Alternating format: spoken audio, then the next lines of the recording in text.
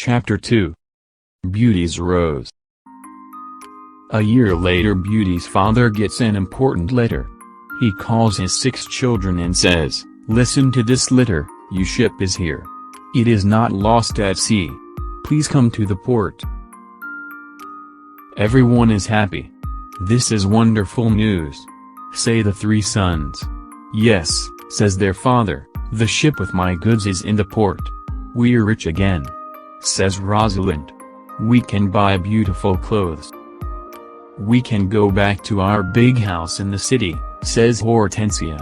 "I must go to the port today," says her father happily. "Oh, father," says Hortensia, "bring me some new clothes and new hats." "Yes," says Rosalind, "and some new shoes and jewels." Beauty's father looks at her and says, "What do you want, Beauty?" "Please don't spend your money, father," says Beauty. "Just bring me a rose." Beauty's father gets to the port and finds his ship. But there are no goods on it, it is empty. "What bad luck," he says angrily. "I must go home and tell the children the bad news." On the way home he crosses a big forest. It is snowing and windy. He is lost. "Where am I?" he thinks. "Where can I go? I'm very cold and tired." He hears some wolves and he is afraid. Suddenly he sees a big castle in the forest. And there are lights in the windows. "Oh, good," he thinks. "Perhaps the people in the castle can help me." He takes his horse to the stable near the castle.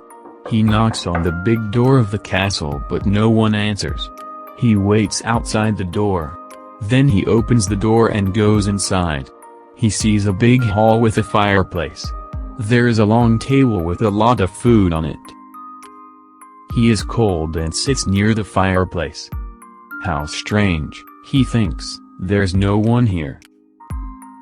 He is hungry and sits down at the table and starts to eat. Then he is sleepy. He finds a warm, comfortable bed and falls asleep. The next morning he finds some new clothes near his bed. "How nice. New clothes," he thinks. "A kind person lives in this castle." He looks out of the window and is surprised.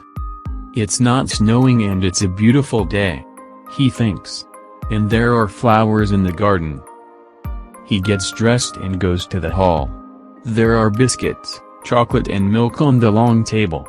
He sits down and says, "Thank you for this lovely breakfast." He looks round but sees no one.